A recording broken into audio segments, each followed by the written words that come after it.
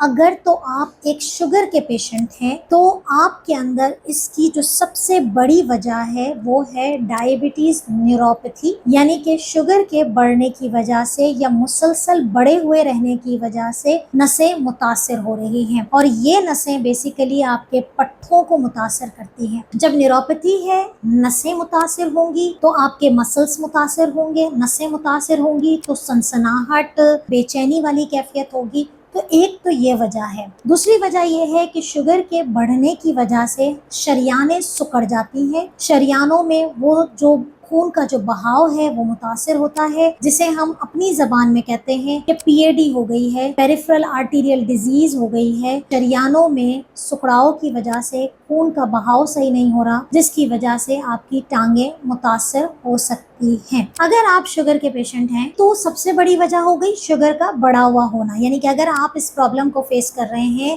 تو آپ سب لوگوں کے لیے ضروری ہے کہ اپنی شوگرز کو ضرور چیک کریں اور دیکھیں کہ ایسا تو نہیں ہے کہ آپ نے بہت عرصے سے اپنی شوگر پہ نظر نہیں رکھی ہوئی، یا ایک ہی دوا یا ایک ہی انسولین مسلسل لے رہے ہیں اور وہ آپ کی شوگر کنٹرول کرنے میں کامیاب نہیں ہو رہی ہے۔ اگر تو شوگر آپ کی کنٹرول ہے لیکن اس کے باوجود آپ کے پیروں میں یہ علامت آپ کو بہت پریشان کر رہی ہے، وہ ہے وائٹامن ڈی کی کمی۔ وائٹامن ڈی کی کمی ہوگی تب بھی یہ چیزیں ہوں گی۔ اس کے علاوہ آپ کے پاس ایک اور چیز ہے وائٹامن B12 کی کمی۔ شوگر کے مریضوں میں اکثر وائٹامن B12 کی کمی بڑی کامن ہوتی ہے، جس کی وجہ سے نسیں متاثر ہوتی ہیں اور اس طرح کی علامتیں نظر آتی ہیں۔ ایک اور بہت بڑی ریزن ہے وہ ہے میگنیشیم کی کمی۔ اسی لیے عموماً شوگر کے مریضوں میں جب نیوروپیتھی کے سمٹمز ہوتے ہیں، نسیں متاثر ہونے والی علامتیں ہوتی ہیں، تو مجھ سمیت بہت سارے ڈاکٹرز اب ہم یوزولی کوشش کرتے ہیں کہ یا تو ایسا ملٹی وائٹامن دیں کہ جس کے ساتھ آپ کو منرل مل جائے، یا پھر ہم میگنیشیم دیتے ہیں، لیکن خدا را خود سے یوز نہ کریں۔